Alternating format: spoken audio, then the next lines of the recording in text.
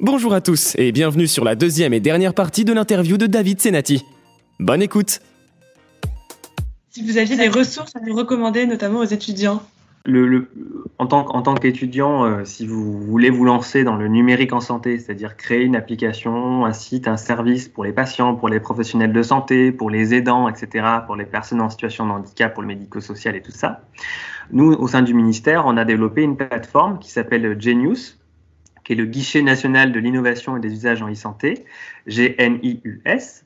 Et vous tapez ça sur Google et vous allez trouver la plateforme. C'est un service en ligne qu'on met à disposition de l'ensemble de l'écosystème, qui permet à tous les porteurs de projets qui souhaitent se lancer de s'approprier rapidement les concepts, la réglementation. Il y a des pas à pas réglementaires, il y a l'accès à des experts. Vous pouvez directement contacter les experts sur telle ou telle réglementation, ce qui est assez précieux parce qu'aujourd'hui, quand vous vous lancez, vous avez l'impression des fois d'être un petit peu isolé, de pas connaître tous les tenants aboutissants de chacun des sujets. Et donc là, vous pouvez contacter les experts, accéder à des webinars, des formations en ligne.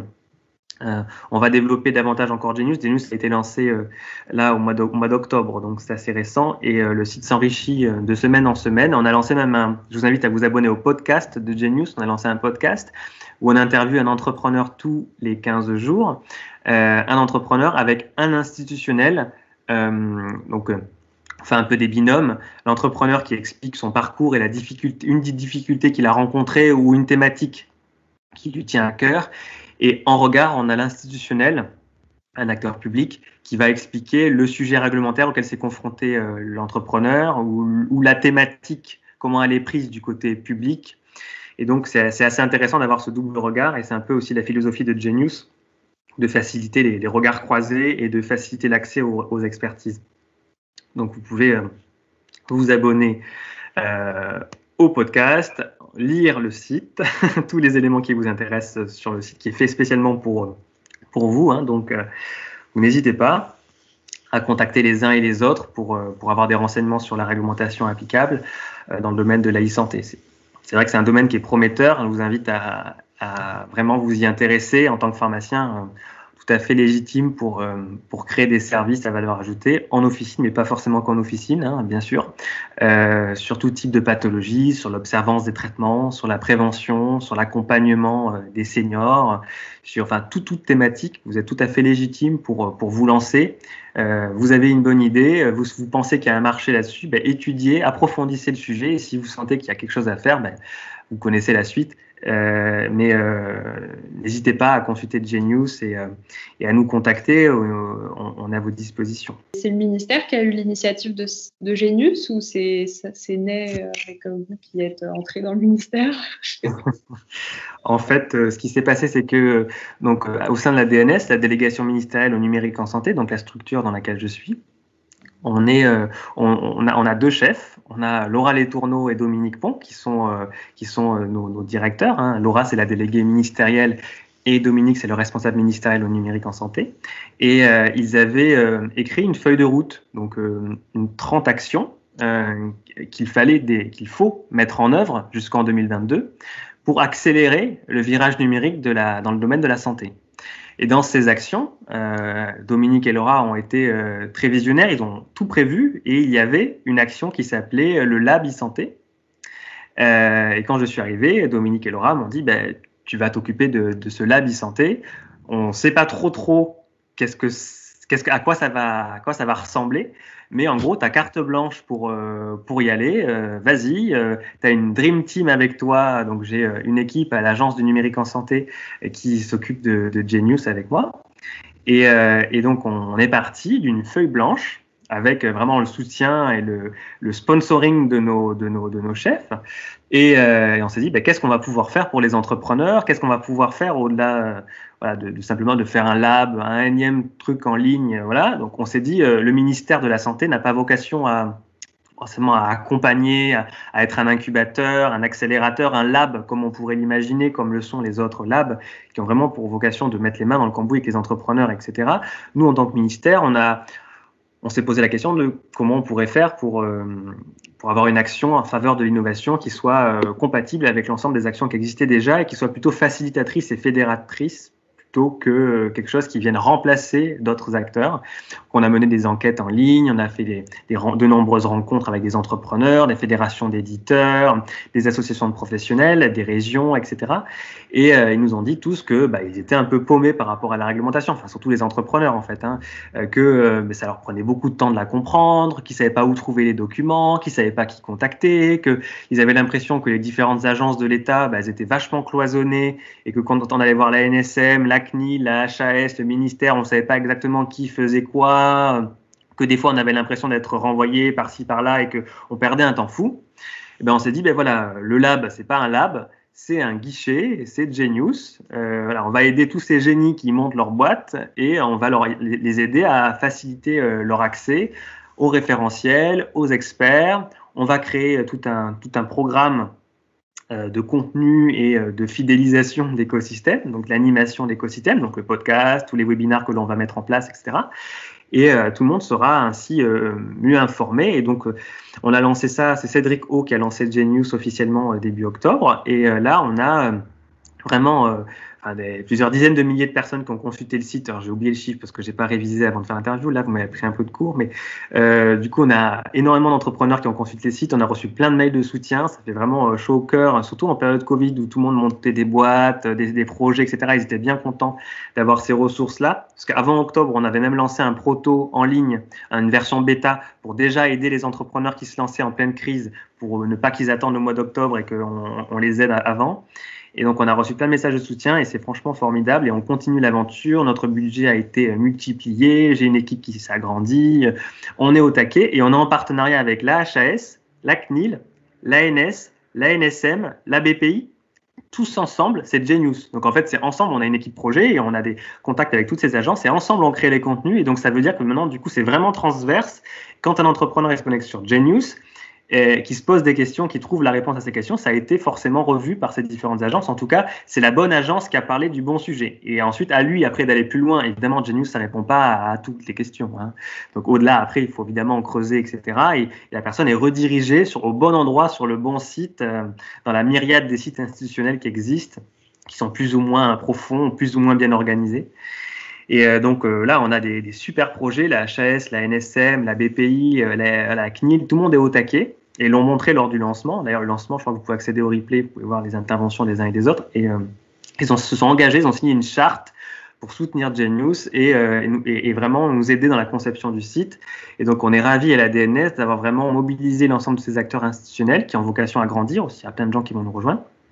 Et à faciliter l'innovation, à faire gagner du temps aux entrepreneurs. Donc ça, c'est vraiment hyper important parce que vous verrez quand vous vous lancerez dans l'entrepreneuriat qu'il y a plein de barrières réglementaires, des sujets des fois qui vous semblent rébarbatifs, un peu chiants, et vous dites merde, mais comment je vais faire quoi, et qui est là pour m'aider? Alors, vous avez des incubateurs, des pôles de compétitivité, des clusters, des accélérateurs qui sont vraiment vos interlocuteurs privilégiés. Et nous, on est là pour vous aider et pour aider d'ailleurs aussi les pôles, les clusters et les incubateurs à mieux vous accompagner. Donc, on a ces deux côtés. Vous êtes vous et puis on est là aussi pour soutenir tous les acteurs qui accompagnent les innovateurs, qui sont vraiment des acteurs formidables, qui font un travail vraiment... on a rencontré beaucoup d'accompagnateurs et c'est vraiment des gens motivés qui sont là pour vous accompagner et n'hésitez pas, quand vous avez un projet, à contacter le pôle de compétitivité de votre région, le cluster du département ou de la zone géographique où vous êtes. Il y a forcément à côté de vous l'acteur qui va bien. Et d'ailleurs, sur Genius, on va lancer également une carte où vous aurez tous les acteurs qui peuvent vous accompagner, les bons contacts, etc. C'est des travaux qui sont en cours de développement avec les pôles, les clusters. On réfléchit tous ensemble pour vraiment fluidifier votre parcours d'entrepreneur. Si vous avez des questions sur la réglementation, s'il y en a parmi vous qui montent des boîtes dans la e-santé, etc., n'hésitez pas à utiliser le site, à nous contacter, à contacter les experts sur le site, à me contacter en dernier recours si vous n'arrivez pas à trouver les bonnes informations. Et vos interlocuteurs privilégiés, ce sont bien les pôles de compétitivité, les incubateurs, les clusters, qui eux vraiment sont à côté de vous de manière humaine, physique. Enfin, bon là en ce moment c'est un peu particulier, mais qui connaissent bien votre région, l'endroit où vous êtes. Donc là, vous êtes à Paris, vous, mais personnes qui nous écoutent peuvent être partout. Et il peut y avoir plein de spécificités, plein d'acteurs locaux incontournables à rencontrer, des CHU avec lesquels faire des expérimentations de vos prototypes, hein, des fonds d'investissement régionaux, des subventions spécifiques par la métropole X ou Y ou les départements, les régions, etc., des appels à projets. C'est eux qui savent le mieux du monde, tous ces sujets-là. Nous, au niveau de Genius, on est vraiment là pour vous aider sur la réglementation et les sujets plus nationaux, on va dire, et vous orienter vers eux quand ça devient plus pointu.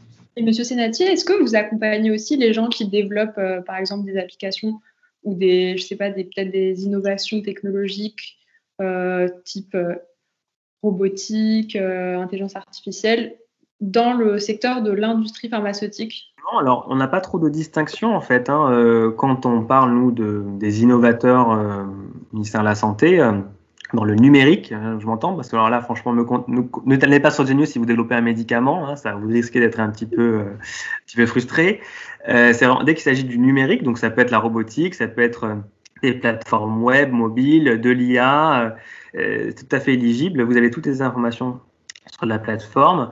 Et bon, alors après, effectivement, si c'est des robots B2B pour des chaînes de production, etc., c'est sûr que, bon, voilà, mais à vous de voir par rapport aux thématiques de Genius et aux thématiques de la feuille de route ministérielle, ce qui colle pas.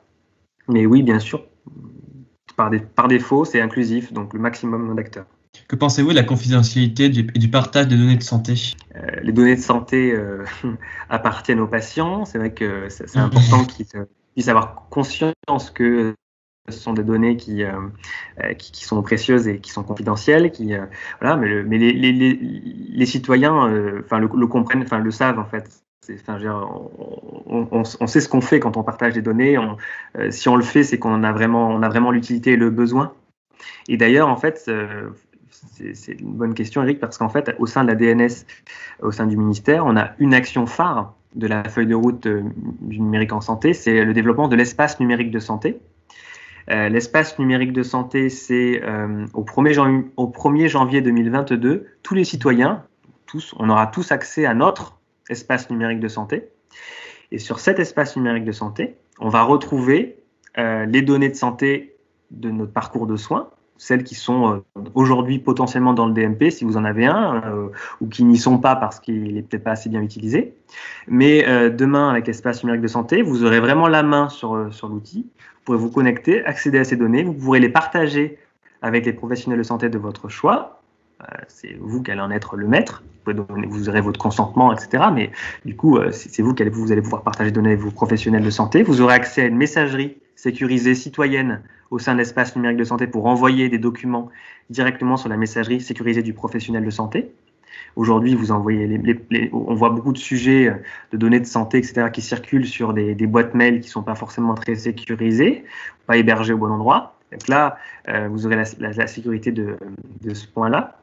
Il y aura également un agenda, un fédérateur d'agenda au sein de l'espace numérique de santé, où quand vous prenez des rendez-vous, quand vous avez des événements médicaux ou des événements de santé, toutes les applications ou tous les services que vous utilisez aujourd'hui pour prendre des rendez-vous ou des reminders de médicaments ou tous les événements de santé, c'est pas que les rendez-vous, pourront être dans cet agenda. Donc, toutes les applications que vous utiliserez iront synchroniser directement avec cet agenda et vous retrouverez en un seul et même endroit l'ensemble de tous vos événements, quel que soit le service que vous aurez utilisé ou quel que soit le service que le professionnel que vous allez voir utilise. Parce qu'en fait, c'est lui aujourd'hui qui drive la prise de rendez-vous. Vous n'avez pas forcément le choix. Il est inscrit sur une plateforme, vous allez dessus pour prendre rendez-vous. Vous avez X applications mobiles sur votre smartphone qui vous font prendre des événements, des rappels, etc. Vous pourrez retrouver ça sur l'agenda. Et sur cet espace numérique de santé, vous allez pouvoir du coup être maître vraiment de vos données, de leur circulation. Et on redonne la main aux citoyens. Donc on dit que c'est le citoyen le boss de ces données de santé grâce à cet espace numérique de santé. Et je fais le lien avec le reste de ce que je viens de dire, parce que sur cet espace numérique de santé, il y aura un store d'outils numériques. Et donc, tous les éditeurs, toutes les startups, tous les industriels qui développent aujourd'hui des applications mobiles ou des sites internet innovants ou de santé pourront candidater à être référencés sur ce store. Et donc, quand les citoyens vont se connecter sur leur ENS, ils verront leur messagerie, leur agenda, leurs données de santé, et ils verront aussi, ils auront accès à un bouquet de services innovants, numériques en santé, qu'ils vont pouvoir télécharger. Et ces services, quand ils sont sur ce store, ça veut dire qu'ils sont synchronisés, potentiellement synchronisés, avec l'agenda, le DMP, avec la messagerie, etc. Donc, en fonction des services, ce sera synchronisé avec tout ou partie. Enfin, ça dépend évidemment de la finalité du service. Mais du coup, voilà, ces services auront été référencés. Et vous vous doutez que je suis en charge du processus de référencement. Donc, on en revient au sujet de l'évaluation, etc., de la réglementation. Et donc, on est en train aujourd'hui de concevoir, avec l'ensemble des parties prenantes institutionnelles, le processus, avec la HAS, avec l'Agence du numérique en santé, avec le GUSM Vital, avec la CNAM, concevoir ce processus qui va permettre aux éditeurs de se faire référencer et donc d'être sur ce catalogue d'outils numériques. Et donc, il y aura des critères, évidemment, de sécurité, des critères de protection de données personnelles, voilà. Les éditeurs devront respecter la réglementation applicable aujourd'hui. Et donc, si les industriels vont sur Genius en amont, développent les services comme il faut avec les bons référentiels, et bien, ils pourront être plus facilement référencés dans le process de référencement, puisque tout roulera comme sur des roulettes, quoi.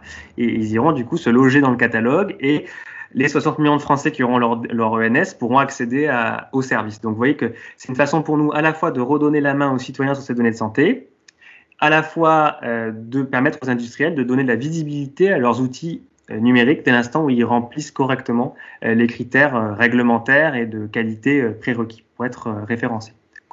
C'est vraiment l'ENS, c'est vraiment notre projet phare et c'est 1er janvier 2022, lancement.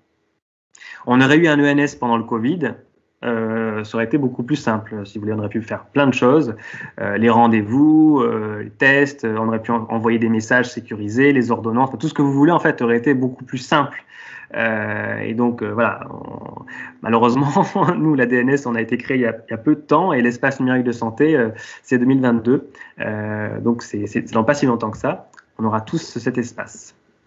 Voilà. Sauf si on s'y oppose. Vous pourrez évidemment vous opposer à la création et donc supprimer votre espace si vous le souhaitez, bien entendu. Ce n'est pas une obligation. Il est ouvert par défaut, mais vous pouvez vous opposer lors de la première connexion à cette ouverture. Je comprends bien que le site de l'ENS aurait facilité la vie de tous pendant le Covid, mais est-ce que du coup, dû à la pandémie, vous avez réfléchi à d'autres projets où les innovations technologiques ont pris une autre tournure grâce à cette pandémie ?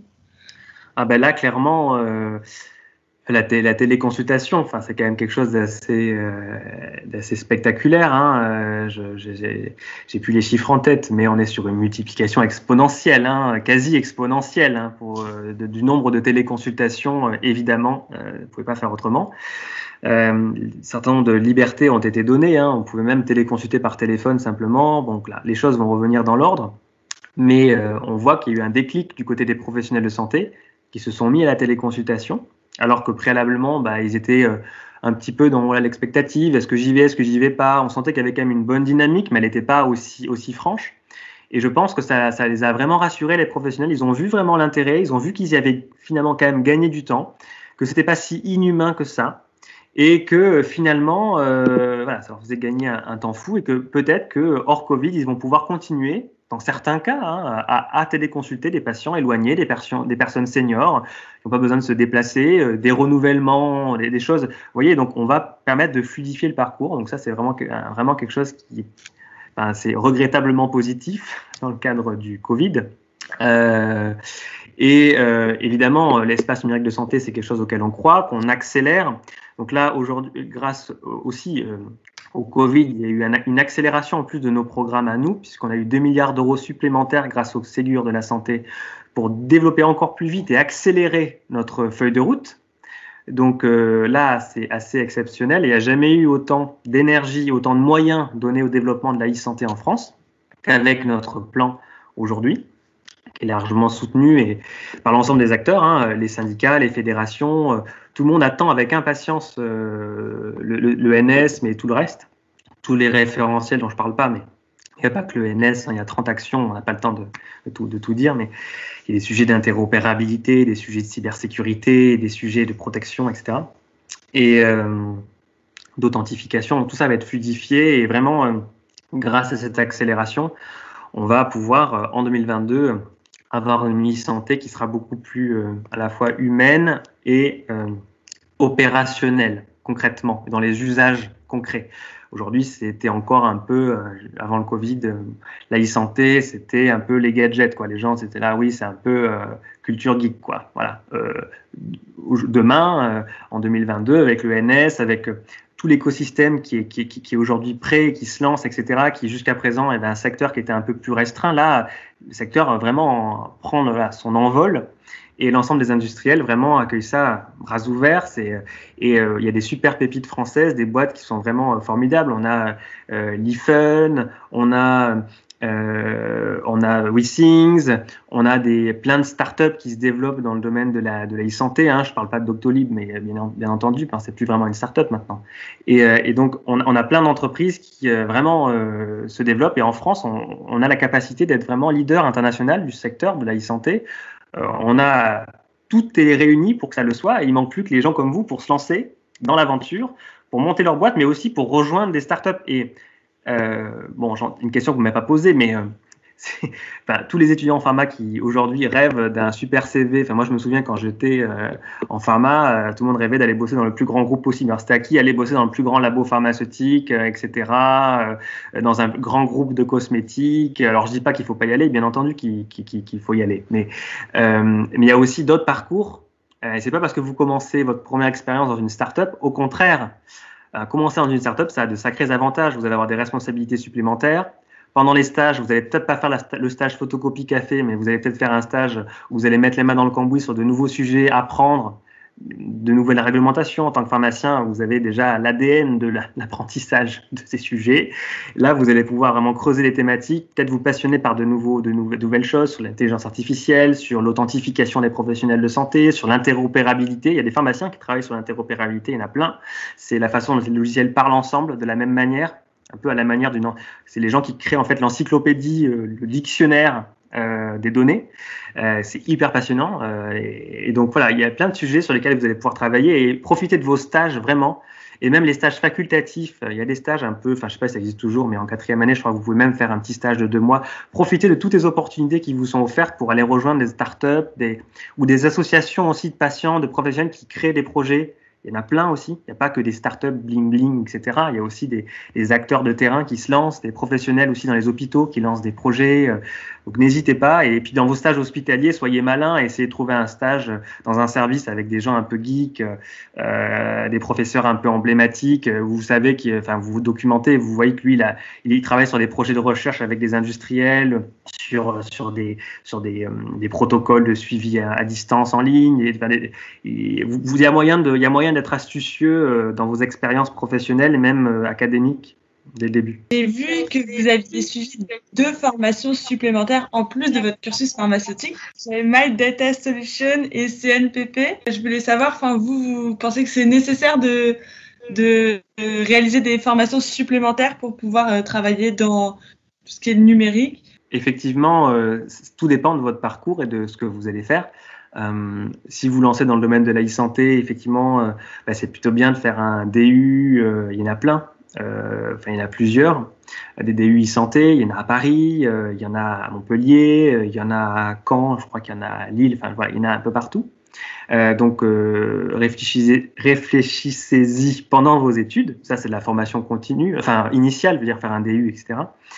Et ensuite, effectivement, en fonction de là où vous allez aller, vous serez toujours à temps de faire des formations supplémentaires. Comme vous avez dit que j'étais vieux, donc quand on est un peu plus vieux, on a eu l'occasion de faire des petites formations. Alors, effectivement, j'en ai fait 2. J'ai fait une formation au RGPD pour devenir un DPO. Donc, en fait, j'ai fait la formation DPO. Donc, en fait, si je bosse dans une entreprise, je peux être délégué à la protection des données. Vous savez, c'est au niveau du RGPD, c'est l'acteur dans chaque entreprise. Il doit y avoir un DPO, donc un acteur qui est responsable de la protection des données personnelles de l'entreprise. Et donc, j'ai fait cette formation pendant 1 semaine en accéléré. C'était très, très intense, mais très passionnant. Il y a plein d'acteurs qui proposent ce type de formation avec des certifications, des diplômes reconnus à la clé. Et j'ai fait ensuite une formation chez Groupe CNPP à la certification, parce que j'étais directeur de la certification et j'avais besoin de m'approfondir sur certaines normes, et donc j'ai fait cette formation aussi. Mais ça dépendra du projet sur lequel vous allez aller. Si vous allez sur un sujet où vous avez besoin de vous approfondir dans l'interopérabilité, par exemple, ou dans la cybersécurité, à vous d'aller faire des formations. Il existe des MOOC certifiants en ligne aussi. Ça, c'est plus simple, hein. La CNIL fait son MOOC en ligne, vous pouvez le faire. Vous avez après un petit diplôme, c'est mignon, mais c'est plutôt bien fait. Vous avez l'ANSSI qui propose aussi, l'ANSSI, c'est l'Agence nationale de sécurité des systèmes d'information.